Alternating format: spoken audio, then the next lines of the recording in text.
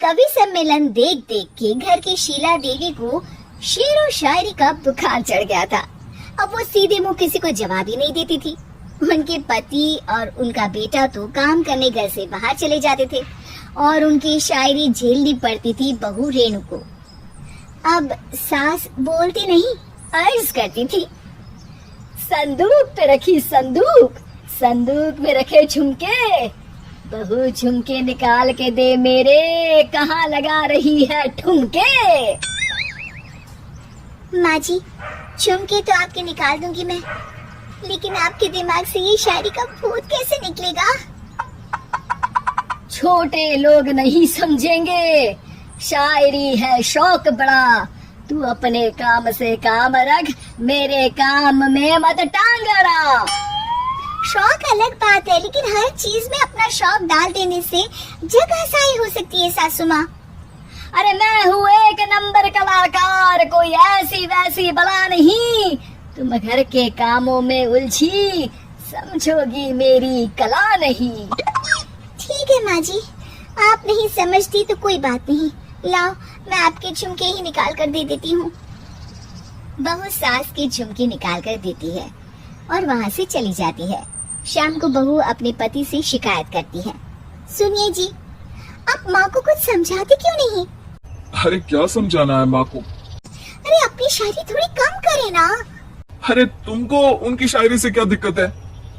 अरे मुझे नहीं, पर पड़ोस में सब लोग हंसते हैं, कहते हैं बुढ़ापे में लोग सठिया जाते हैं, लेकिन शीला जी तो शायर हो गई है।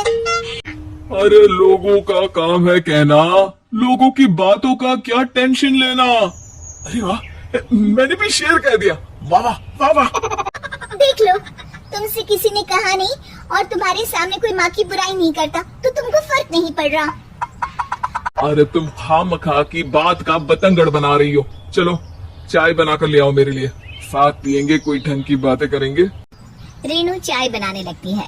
पहले वो अपने पति को चाय देती है, फिर सास को और आखिर में अपने ससुर को। लेकिन वो देखती है कि ससुर जी कुछ परेशान से हैं।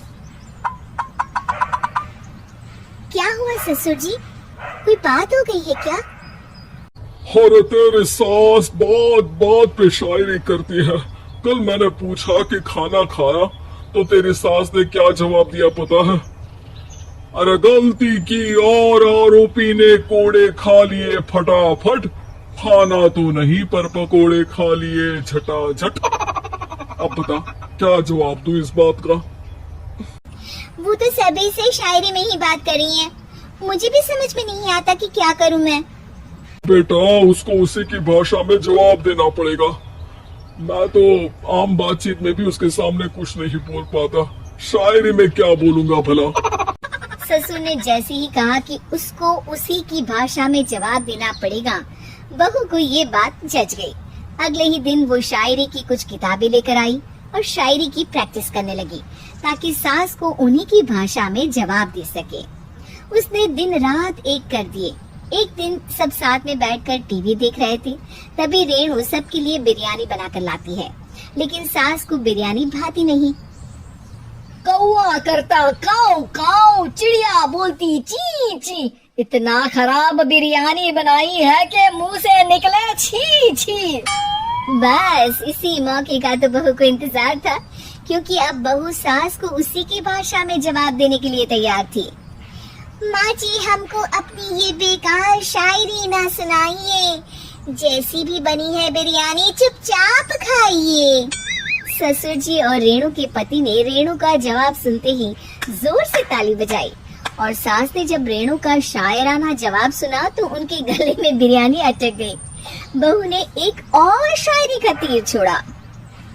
शायरी में बहू के सामने सास हो जाएगी ढेर, क्योंकि सास मारेंगी एक शेर तो बहू मारेगी 1.25 शेर। सास को छोड़ के सब वाह वाह करने लगते हैं। आज पहली बार सास को नहले पे दहला मिला था और रेणु ने सास का मुंह चुप करा दिया था। अगले दिन रेणु का पति उससे कहता है, अरे वाह, तुमने तो माँ की बोलती ही बंद कर दी, मजा आ गया। अब मेरे लिए कुछ बना दो, खाकर मैं काम पर चला जाऊं। शायरी ही है मेरा जीवन, वही करूंगी जी भर के। नौकरानी रख लो कोई, काम नहीं करूंगी मैं घर के। अरे तुम क्या माँ जैसी हरकतें करने लगी? सीधे सीधे बात करो ना। हो गई कल शायरी, रोज थोड़ी ना करोगी। शीशी भरी गुलाब की पत्थर पे फोड़ दो, जो मुझे शायरी से रोके उसके कान मरोड़ दो। पति घबराकर वहां से चला जाता है और बाहर उसके पिताजी के पास जाकर बैठ जाता है। दोनों अपनी बीवियों की शायरी से परेशान है। ससुर को पछतावा होता है कि क्यों उसने बहू को सास की भाषा में ही जवाब देने का आइडिया दिया। अब तो घर में दो दो शायर हैं। दोनों एक साथ दुखी स्वर में कहते हैं, हम दोनों की ही बीवियां जब से शायर हो गई है, क्या बताएं, जिंदगी एक फटा हुआ टायर हो गई है।